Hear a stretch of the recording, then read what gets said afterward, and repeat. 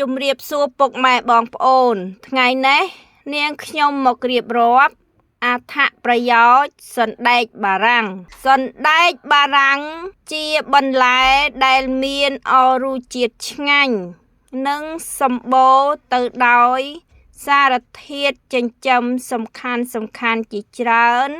សម្រាប់សុខភាពអត្ថប្រយោជន៍ចម្បងចំពោះសុខភាពទ្រទ្រង់សុខភាពបេះដូងគ្មានជាតិខូលេស្តេរ៉ុលនិងសម្បូរទៅដោយសារធាតុសរសៃ Fiber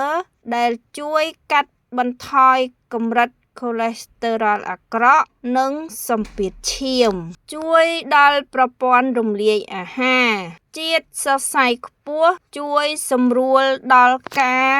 បន្តបង់ការពារទល់លាមកនិងរក្សាសុខភាពពោះវៀនពង្រឹងឆ្អឹងឲ្យរឹងមាំសម្បូរទៅដោយវីតាមីន K និងកាល់ស្យូមដែលជាសារធាតុសំខាន់ក្នុងការកសាងនិងថែរក្សាកងឆ្អឹងឲ្យមានសុខភាពល្អជំនួយដល់ការមានផ្ទៃពោះមានជាតិហ្វូឡេតវីតាមីន B9 ខ្ពស់ដែលជួយដល់ការលូតលាស់របស់ទារកក្នុងផ្ទៃនិងកាត់បន្ថយហានិភ័យនៃពិការភាពពីកំណើតពង្រឹងប្រព័ន្ធការពាររាងកាយសម្បូរវីតាមីន C និងសារធាតុប្រឆាំងអុកស៊ីតកម្មដែលជួយការពារកោសិកាពីការខូចខាតនិងទប់ស្កាត់ជំងឺផ្សេងគ្រប់គ្រងកម្រិតស្ករក្នុងឈាមមានសន្ទុះគ្លីស៊ីមិកទាបនិងមានជាតិសរសៃច្រើន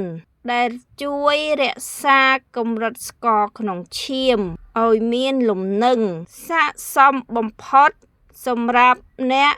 ជំងឺទឹកនោមផ្អែមជួយសម្រួលទម្ងន់